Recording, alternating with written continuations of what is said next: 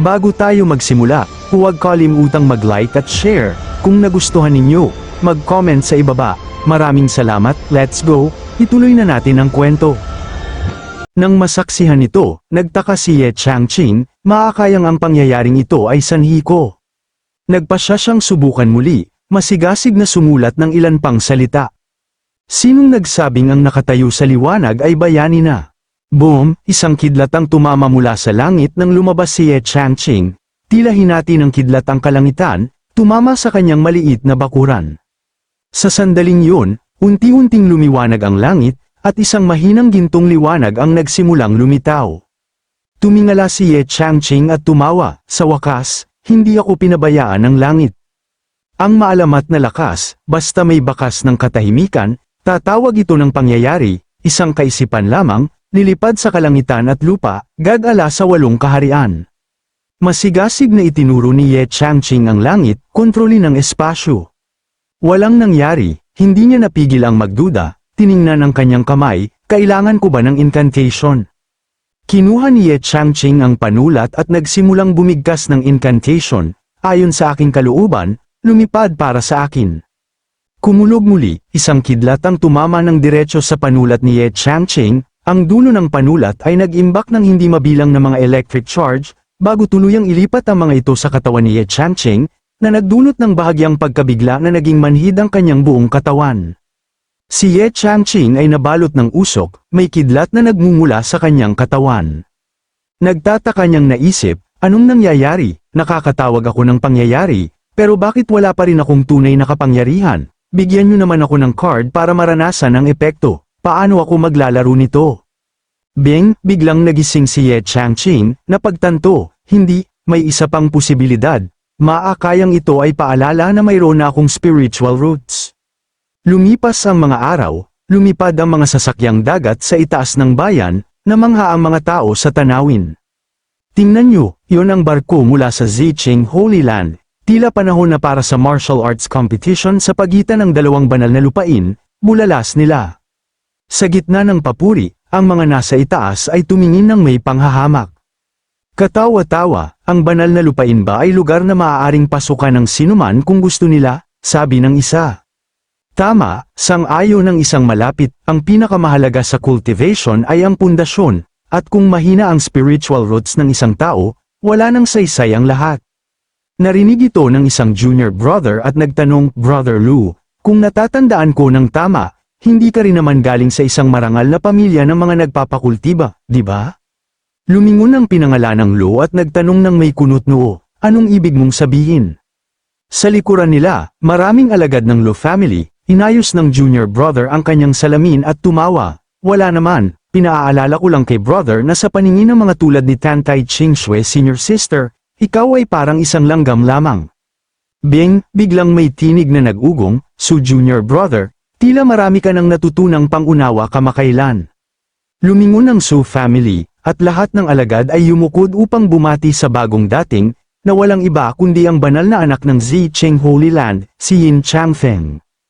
May hawak na pamaypay, nagtanong siya, paano ka lumilitaw sa paningin ng isang tulad ni Tantay Qingxue? Nagalak ang Lu family sa kanilang loob, tapos ka na, nang ahas mong purihin si Tantay Qingxue senior sister sa harap ng senior brother. Nagkamali ka.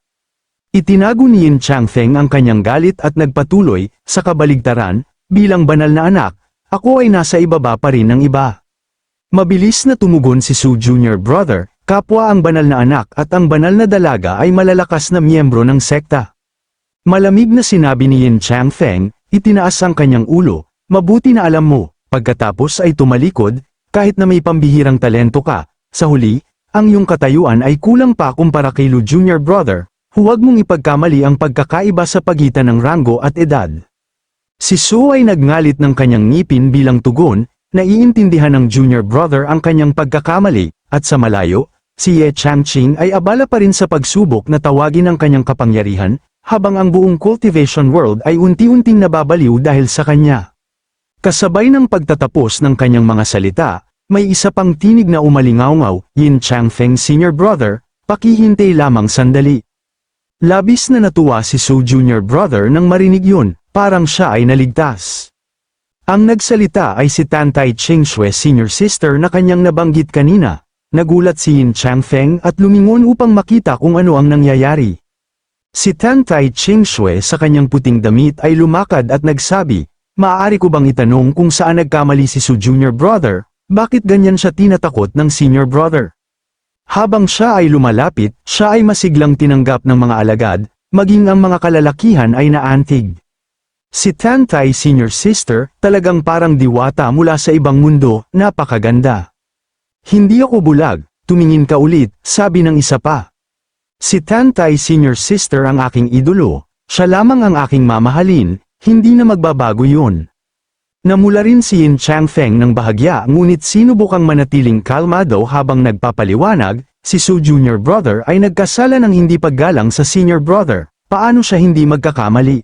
Si Tantay Chingsue, taglay ang kanyang malamyos na figura at may dalang instrumentong pangmusika, ay ikiling ang kanyang ulo nang may nakabibihag na ganda at iminulat ang kanyang bibig upang magsalita. Wala bang galang ang pagbanggit ng pangalan ni Tantay Chingsue ng ganoon? Lumingon siya nang may nakakaawang tingin. Araw-araw, maraming beses na tinatawag ng banal na master si Tantay Chingsue. Maaari ba itong ituring na walang galang? At sino ang walang galang, Senior Brother? Nakita ng mga alagad ang kaibig-ibig na kilos ni Tantay Chingsue at nawala ang kanilang katinoan. Bawat isa ay ibinuka ang kanilang mga bisig ng malapad, inilabas ang kanilang mga puso, at patuloy na nag-iisip, "Diyos ko, iligtas ninyo ako." Ang pag-ikiling ng ulo ni Tantay Senior Sister ay isang sandata na nakakagalaw ng puso, hindi ko ito kayang labanan. Nang marinig ito, agad na lamambat si Yin Changfeng sa dalaga at galit na sinabi, "Ikaw, sinusubukan mo akong manipulahin." Pagkatapos ay nagpakita siya ng tusong ngiti at sinabi kay Tantay Chingsue, "Kaya maglakas loob kang makipagpustahan sa akin." Sa martial arts meeting na ito kasama ang Tai'an Holy Land, ang sinumang matalo ay dapat talikuran ang posisyon ng magiging banal na master. Nang marinig ito, sumagot ang dalaga, "Hindi ba't ipinangako na ng banal na master na sinumang makarating sa Yuanying bago ang edad na 40 ay siya ang magiging susunod na banal na master ng Ziqing Holy Land?" Pagkatapos noon, niyakap muli ni Tantay Chingsue ang kanyang gitara at nagmukhang kaibig-ibig, ngunit ang kanyang mga salita ay tumama sa puso ni Yin Changfeng. "Yin Changfeng Senior Brother, nagmamadali ka ba?" Namula si Yin Changfeng at sinabi, "Huwag kang magsalita ng walang kwenta." Biglang may tumunog sa tainga ni Tantay Chingsue, siya ay labis na nagulat sa musikang kanyang narinig at lumingon.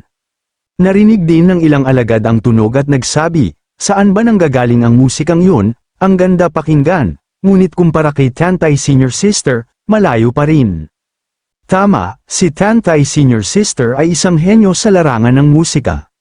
Habang sila ay nag-uusap, tahimik na nakikinig si Tantay Chingsue, mabilis siyang tumakbo palabas upang tumingin sa ibaba, at sinabihan din silang tumahimik. Ngunit ang kanilang pagsigaw ay parang sampal sa mukha ng mga alagad na ito. "Aray, sinigawan ako ni Senior Sister, ang sakit."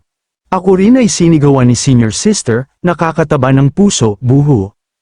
Habang ang mga alagad na ito ay nananaginip pa rin, tumalon si Tantay Chingsue mula sa bangka, na ikinagulat nila at itinanong, "Tantay Senior Sister, saan ka pupunta?"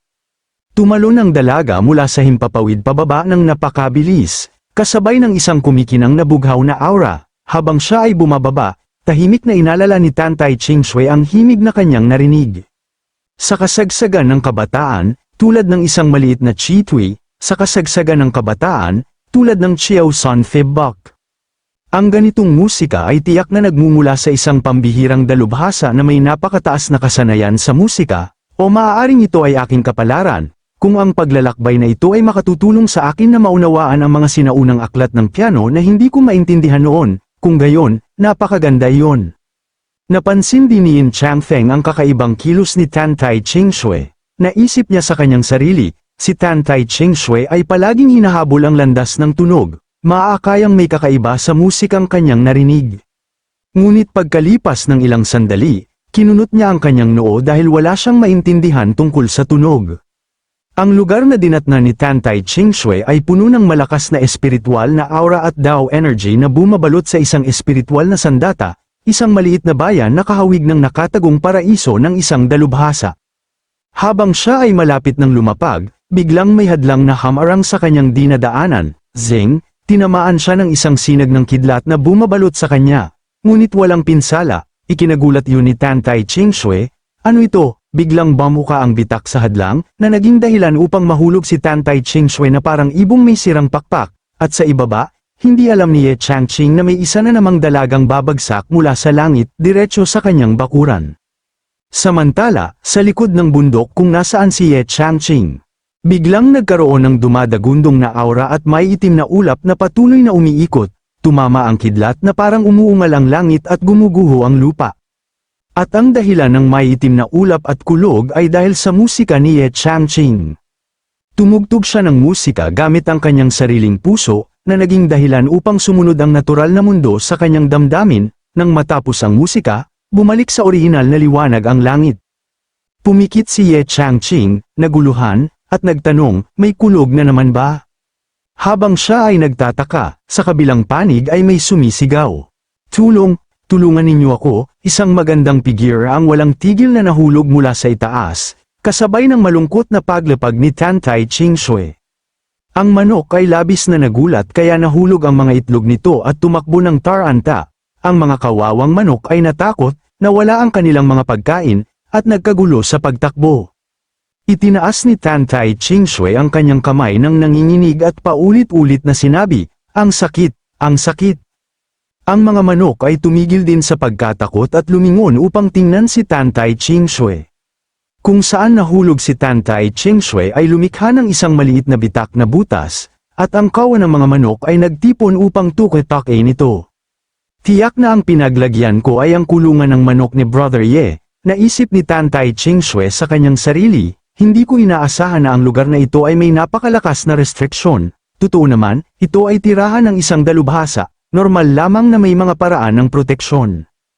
Habang si Tan Tai Ching Shui ay namamangha pa rin, biglang may tumunog na tunog ng zither. Tumingin si Tan Tai Ching Shui sa ibang direksyon, ang tunog ng zither ay melodious at kamangha-mangha, hindi na siya naghintay ng isa pang segundo, tumakbo siya ng diretso sa lugar na iyon. Bakit siya kailangang tumakbo ng napakabilis? Dahil ipinagbabawal ang paglipad sa lugar na ito. Nakita siya ng mga tao sa bayan at napabulalas. May immortal doon, paano mo naman nasabi yan? Oh, hindi mo ba alam? Hindi mo ba nakita ang malikhaing hairstyle ng babaeng yun? Paano magagawa ng isang ordinaryong tao yun? Nagdikit pa siya ng mga balahibo ng manok sa kanyang ulo, lumilikha ng isang makalangit na aura, hindi mo ba nakikita? Matapos maglakad ng ilang sandali, sa wakas ay dumating si Tan Tai Ching Shui sa grocery store ni Brother Ye.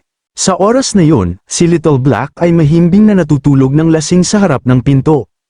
Sumilip si Tan Tai Ching Shui sa loob at nakita ang nakakatakot na aura ng Dao na patuloy na naglalabas, gaya ng kanyang hinulaan, ito ay tiyak na tagong lugar ng isang dalubhasa. Ang tunog ng piano na ito ay tiyak na nagmumula sa isang dakilang kapangyarihan na may supernatural na kakayahan sa landas ng madilim na batas. Namangha siya ng tingnan kung saan natutulog si Little Black. Nakikita siyang mahimbing na natutulog, tiyak na buong magdamag nagbantay kagabi. Ngunit ang natakot ay si Tan Tai Ching Shui. Tumayo siya na nakatayo ang kanyang buhok, sumigaw, Diyos ko, ang Demon King ay nakahiga rito sa isang tambak. Medyo malakas ang boses ni Tan Tai Ching Shui, kaya nagising din si Hei Huang. Tiningnan siya nito at naisip, isa na namang practitioner ng lahing tao, maakayang dahil sa kasikatan ng kanyang master kaya siya naparito. Nakita ni Tan Tai Ching Shui si Little Black na itinaas ang kanyang ulo, natakot siyang baka mahayag ang kanyang pagkakakilanlan, kaya umatras siya, takot na baka magalit ito at mawala ang kanyang pagkakataong maging banal na master sa hinaharap. Ngunit si Little Black ay biglang nagkaroon ng mas matapang na naisip, kailangan kong tulungan ng kaunti ang master. Kaagad siyang tumayo at lumapit kay Tan Tai Ching Shui, hindi rin nakalimutan ni Hei Huang na magpalabas ng kanyang sariling nakakatakot na aura. Tila yelo si Tan Tai Ching Shui sa sobrang takot, napayakap sa sarili. Sumabog si Little Black ng aura ng Demon King, inihayag ang kanyang tunay na katawan, at sinabi, Binibini, kung tunay mong nais magtanong, ako ay magsasalita ng may malaking habag. Bago pa man niya matapos ang kanyang pangungusap, biglang may kamay na humawak sa kanyang leeg, na naging dahilan upang makagawa lamang siya ng tunog na parang asong bahay. Pinagpawisan ng sobra si Little Black dahil alam niya kung sino yun, tanging ang kanyang Panginoon lamang ang makahawak sa kanya at gawin siyang mula Demon King ay maging asong bahay. Sinunggaban siya ni Ye Changqing sa leeg at itinapon sa labas. Pumunta ka sa likod bahay at maglaro, tumigil ka sa pananakot sa iba rito. Lumakad si Ye Changqing nang may maliwanag ng ngiti at sinabi, may gusto ka bang bilhin? Pasok ka sa loob at tumingin, nasa loob ang lahat ng kailangan mo. Napabulalas si Tan Tai Chingshui sa pagkabigla, ito si Tan Tai Chingshui ay naparito upang sumangguni sa isang dalubhasa, hindi upang bumili ng mga bagay. Ngunit isa pang naisip ang tumuwid sa kanyang isip, huminga siya at inisip ang bawat detalye, ang Demon King ay palaging mainitin ang ulo at hindi mahuhulaan ang ugali, isang nilalang na walang tigil at hindi kompromiso. Ngayon, ang binatang ito ay minumura siya na parang aso, ngunit siya ay masunarang nakikinig. Ang tunog ng piano ay nagmumula rin sa loob ng bahay na ito. Lahat ng mga palatandaang ito ay nagpapatunay ng isang katotohanan, siya ang pambihirang dalubhasang tumutugtog ng piano. Lumiwanag ang mga mata ni Tan Tai Chingshui, ang mga salitang, pambihirang dalubhasa, ay nakaukit sa mga ito, at patuloy niyang pinagtibay. Ganoon nga, tiningnan siya ni Ye Changqing nang may pagtataka, hindi alam kung ano ang nangyari sa babaeng ito, ngunit siya ay tila labis na nasa sabik. Nagtatanong si Tan Tai Chingshui nang may walang kamatayang paghanga, paumanhin, kayo po ba ang tumugtog ng piano kanina? Tumingin si Ye Changqing sa kanya, hindi maintindihan kung bakit siya labis na nasa sabik. Alam ni Tan Tai Chingshui na siya ay nakatagpo ng isang malaking pagkakataon, kaya sa kanyang mga mata, isang dalubhasa lamang ang nakikita. Napatigil si Ye Changqing nang makita siyang mukhang nakakatakot, sumagot siya, oo, ako iyon. Pagkatapos ng sagot ay isang takot na reaksyon mula sa kanya, dahil ang mundo ng pagpapakultiba ay puno ng kakaibang tao. Ngumiti si Tan Tai Chingshui ng malamig at sinabi, napakabuti. Pagkatapos ay inilabas niya ang kanyang sariling piano, ang aura nito ay naglalabas din ng mahiwagang tunog ng musika. Nang makita ang kilos na ito, naisip ni Ye Changqing, anong gagawin niya? Makikipagpiano sa akin para sirain ang reputasyon ko. Gusto ba niya akong turuan kung paano maging mas mabuting tao o ano? Ngumisi siya, mukhang malamig at mapanglait, sige, laban. Sa sandaling yun, ang ugali ni Ye Changqing ay nagpalabas ng nakakatakot na aura, parang isang dakilang kapangyarihan na may hawak ng kapalaran ng isang kaharian, napakapangingilabot na tila walang makakatalo sa kanya sa larangan ng musikang ito. Ngunit nagbago ang lahat nang ngumiti ng maliwanag si Tan Tai Chingshui at nagsalita, dakilang master, mayroon po akong ilang katanungan na may kaugnayan sa teorya ng musika na nais kong sumangguni sa inyo. Clack, nagyelo siya sandali, nakatayo ng ilang segundo, kaya siya ay hindi pumunta upang guluhin ang aking tindahan, kundi upang humingi ng patnubay, kaya pala ang aking walang kwentang pagkabalisa kanina. Napagtanto niyang tinawag siya nitong dakilang master, nagulat, ngunit natuwa rin. Napakatalino ni Tan Tai Chingshui, naisip niya sa kanyang sarili, sinabi ni Senior na ituring ako na parang isang dumadaan lamang sa tindahan, ngunit kung tatawagin ko siyang dakilang master, tiyak na hindi siya tatanggihan. Gaya ng kanyang inakala, si Ye Changqing ay nasa napakasayang kalooban, tumatawa na parang nanalo sa loterya, haha, hindi ko kayang tanggapin ang titulong dakilang master, sobrang hiya, sobrang hiya. Tinanggihan niya ang titulo gamit ang kanyang bibig, ngunit ang kanyang katawan ay nagpapakita ng sinseridad, na mula ang kanyang mga tainga, nakaturo pataas ang kanyang ilong na parang nagugutom na namatay. Pagkatapos ng 3 segundo, nagsimula siyang umubo, med-iya nahihiya. Bumalik sa komposisyon si Ye Changqing at nagpakilala, ako si Ye Changqing. Bago magmungkahi, hindi maginhawang pag-usapan ang musika at sining dito, pumunta tayo sa likod bahay para sa mas detalyadong usapan. Labis na natuwa si Tan Tai Chingshui sa katuparan ng kanyang nais, oo, dakilang Master Ye, naiintindihan ko po. Inakay niya siya sa loob at sinabi, ito ang aking hamak na maliit na tirahan, dito ako karaniwang nakaupo upang magpraktis ng musika at magpinta. Kasabay ng pagtatapos niyang magsalita, dahan-daang binuksan ni Ye Changqing ang pinto. Bing, isang malakas na liwanag ang pumasok, na naging dahilan upang mapasigaw si Tan Tai Chingshui sa sobrang liwanag. Ang tanawin sa harap ng kanyang mga mata ay parang isang fairyland, na may makapal na aura ng Taoism.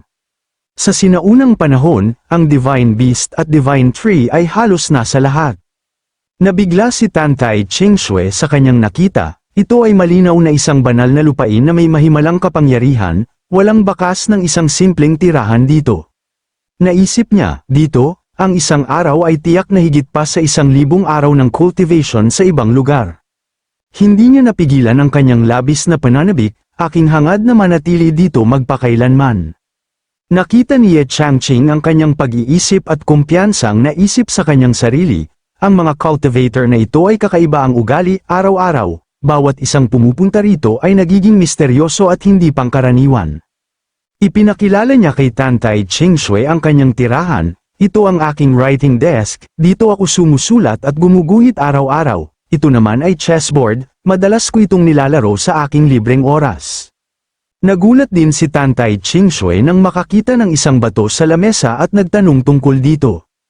Nang marinig ang kanyang tanong, sumagot si Ye Changqing, ang batong iyon ay isang tipet, kung gusto mo, maibibigay ko ito sa iyo. Nakaramdam siya ng pagkaapula, nag-atubiling sumagot, salamat po sa inyong kabaitan, dakilang Master Ye, ngunit hindi ko po ito matatanggap, salamat po. Siya ay labis na nasasabik na ikinagulat ni Ye Changqing kung bakit. Sa kanyang isip, para sa akin, ang magandang bato ay palamuti lamang, hindi isang bihira at mahalagang kayamanan, bakit hindi niya tatanggapin? Pinagpapawisan ng sobra si Tantay Chingshui habang iniisip, gamit ang ordinaryong bato bilang mahalagang kayamanan para sa paggawa ng tsaa, at basta-basta itong ibinibigay sa iba, isang taong walang pakialam sa fame at fortune na tulad nito, gusto ko pang matuto mula sa kanya. Ang kanyang matapang na pag-iisip at sabik na aura ay kitang-kita sa kanyang mukha, at si Ye Changqing ay nakatayo lamang doon, nagtataka kung bakit ang mga cultivator ay laging napapahanga sa kanyang mga basura. Makalipas ang ilang sandali, ang dalawa ay nakatayo sa harap ng kanyang zither sa maliit na bakuran, si Tantay Chingshui ay medyo naguluhan. Natakot siya at naisip sa kanyang sarili, yun ay, napasinghap siya ng mapagtanto na ito ay ang maalamat na immortal weapon na Tanu. Hindi pa rin siya kalmado dahil sa dalawang salitang ito, Tanu, pinagpapawisan ang kanyang noo, ang kanyang mga mata ay tila may nakikitang hindi kapanipaniwala. Maakayang ito ang immortal weapon na kilala bilang Heavenly Spirit Scholar, ang sagisag ng katwiran at katapatan sa mga alamat. Habang siya ay naliligaw pa rin sa kanyang mga iniisip, lumapit si Ye Changqing at nagsabi, Binibini, kung gusto mong matuto ng musika mula sa akin, tumugtog ka ng isang pyesa para marinig ko. Ngunit nang lumingon siya, nakita niya siyang nanlalaway sa kanyang kahoy na zither. Hindi napigilan ni Ye Changqing na mamangha sa kilos ni Tantay Chingshui at umatras ng isang hakbang. Ipinagpatuloy ni Ye Changqing ang pag-a-adjust ng kanyang gitara at sinabi, kung hindi ka tumututol, maaari mong gamitin ang aking gitara. Ang mga salitang iyon ay umalingaw-ngaw ng matamis sa tainga ni Tantay Chingshui, na naging dahilan upang mabilis siyang tumakbo at magtanong, gamitin ko ang inyong gitara, maaari ko ba talagang gawin yun, may pahintulot ba ako? Ang ugali ni Tantay Chingshui ay ikinaba ni Ye Changqing, ngunit mariin niyang sinabi, syempre maaari, maging natural ka lang. Sabay tingin ni Ye Changqing sa gitara at nagbalik tanaw. Ang katawan ng gitara ay gawa sa bihirang kahoy mula sa Haishicho, na nagpaalala sa kanya ng isang malamig na taglamig. Naalala niya noong siya ay may natitira na lamang na ilang piraso ng kahoy para panggatong, ginamit niya ang isang palakol at ang kanyang huling lakas upang hatiin ang kahoy. Ang tunog ng palakol na humahampas sa kahoy, na lumilikha ng maliliit na piraso, ay umaalingaw-ngaw sa kanyang alaala, kita pa ang mga tilamsik na apoy na lumilipad pataas at bumababa pabalik. Tinamaan ako sa bibig, napatingala ako sa langit at dumura ng dugo. Nakaramdam ng matinding sakit na nagpatambak kay Ye Changqing. Naalala niya na umaasa siya sa kanyang matalas na paningin upang matukoy ito, ang ulo ng kahoy na patpat na ito ay may nakaukit na salitang, Tonu, nakahawig ng isang instrumentong pangmusika. Kaya nagpasya si Ye Changqing na pumunta sa music district upang maghanap ng angkop na string para dito. Matapos ang ilang sandali ng pagsusuri, pumili siya ng isang napakapinong silk string. Dinala ni Ye Changqing ito sa tindero upang magbayad. At sinabi ng matanda, ito ay isang silk string, ang presyo ay 6 na pilak na barya. Clack, nagulat si Ye Changqing at sinabi, bakit hindi mo na lang ako nakawan? Pagkatapos ay lumapit ng malapit ang matanda at sinabi, kung walang spiritual roots, ito ang presyo. Nang marinig ito, nagalit si Ye Changqing, nagsisisi na hindi niya masampal ang matanda at isawsaw ang kanyang ulo sa lawa. Nagmarcha siya palabas ng galit na galit, ngunit bago umalis ng pinto, nilinggan pa rin ni Ye Changqing at sumigaw ng may galit, hintayin mo ako, tandaan mo ang mukha ko. Kumaway ang matandang tindero sa magiliw na paraan at sinabi, sumulong ka ng mapayapa, hindi na kailangan ng pamamaalam, tandaan mong bumalik at suportahan kami sa susunod. Galing pa rin si Ye Changqing na sobrang galit nang umuwi siya. Kumuha siya ng isang piraso ng pulang sutla at itinali ito sa kanyang noo, nagpapakita ng determinasyon. May hawak na isang bungkos ng repolyo na may seryosong ekspresyon sa kanyang mukha. Sinabi ni Ye Changqing, hindi naman ito basta sinulid, bakit napakahigpit ng buhay? Kung wala tayo nito, pwede tayong mag-alaga ng silkworm at balang araw ay magkakaroon din ng sutla. Ngunit upang makagawa ng isang perpektong instrumento na makakatugtog ng mahiwagang himig, kailangan ng tamang panahon at lugar. Lahat ng mga salik na iyon ay kailangan, at sa likuran niya, si Tan Tai Chingshui ay nakatayong tulala. Hindi makapaniwala na ang isang dakilang master ay dumanas ng ganitong hirap para lamang sa isang instrumento, habang si Ye Changqing ay nagpaplano na kung paano mag-alaga ng silkworm sa kanyang maliit na bakuran.